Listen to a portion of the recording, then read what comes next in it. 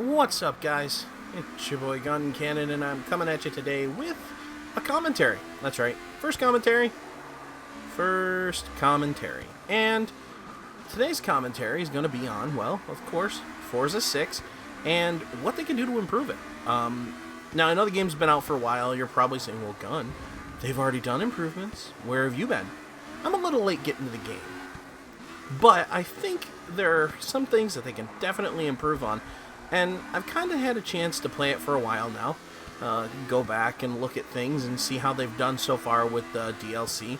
And here's what I think they can do. The first thing that they can do is work on these multiplayer lobbies. Now, don't get me wrong, the A class, B class, C class, and whatnot makes sense. It's perfectly logical.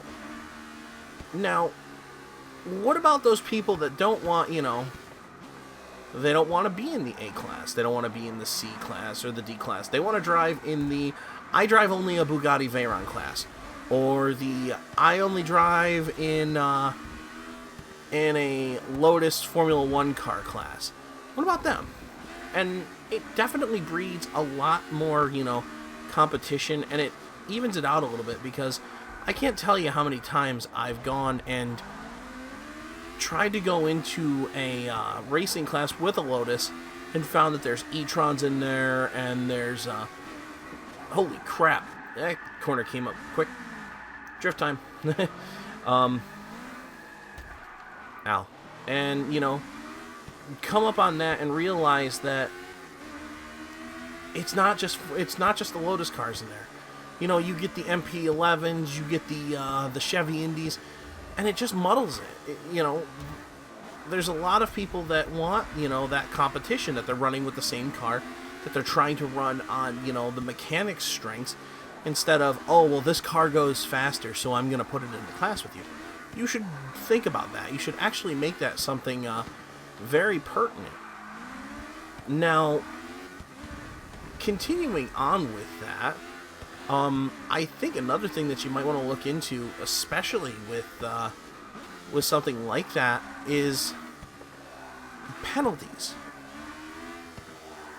Now, the voting to kick is all well and good, but it doesn't work. I can't tell you how many times I've been driving in a drift lobby and somebody decides to come in with a Formula 1 car, bomb into the side of me, and then just drive away. And then when we get out and we go to try to vote to kick the person, he doesn't get kicked, and he doesn't leave. So we have to deal with him again in the lobby with the same problems. Now, that doesn't really show any sort of sportsmanship there either.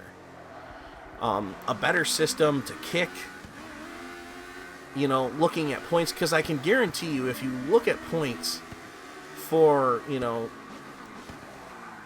for whoever is doing things like that, or isn't really out there to compete, they're only out there to just make the other drivers' lives a living hell. It'll show you that they're near the bottom. They don't score any points, so kick them. I know that it was something that I saw in a lot of lobbies where lowest points, they were had to be verbally harassed to leave. Why not make it lowest points, and if they're kicked, they're gone? And I'm not saying take away points from them as far as to, congratulations, we're taking credits away from you for being an idiot. It's, no, we're kicking you out of the lobby because you're being an idiot. Seems pretty decent and fair. Moving on, continuing well with the multiplayer, let's take a look at the tracks that you give. Now, I can't tell you right offhand how many times when I go into a drift lobby, I have to pray that I don't get specific tracks that are on the list of driftable tracks, apparently, which that confuses the living out of me, in comparison to the tracks that are fun to drift. Now, there are tracks that are fun to drift that aren't even on whatever this list is for the lobbies. Why is that? And why is there a cap on that? Why is it that you only get specific ones? And this is even something in single player that I found too. When I go to get footage of just a single car drifting, it'll only give me a few choice tracks unless I'm literally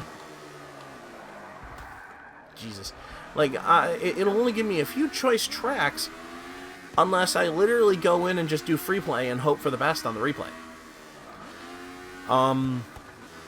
Open up the tracks. I'd love to be able to do Sonoma here as a drift course. It's fantastic. It's got uphills, it's got downhills, it's got great corners, but it's not a drift track. It doesn't come up on the list, which I think is the dumbest thing ever.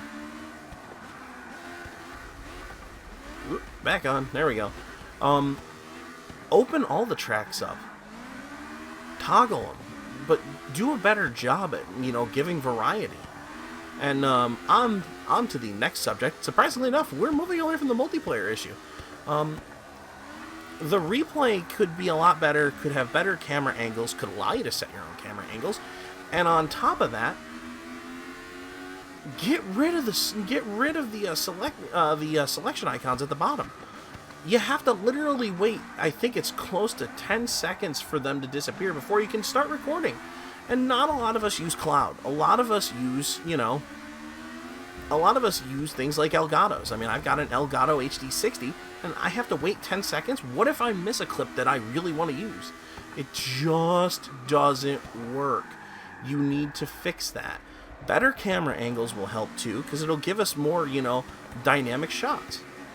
Now, these are just, some of the few things that I have massive issues with, and that are easily fixable, I think, with a patch or an update.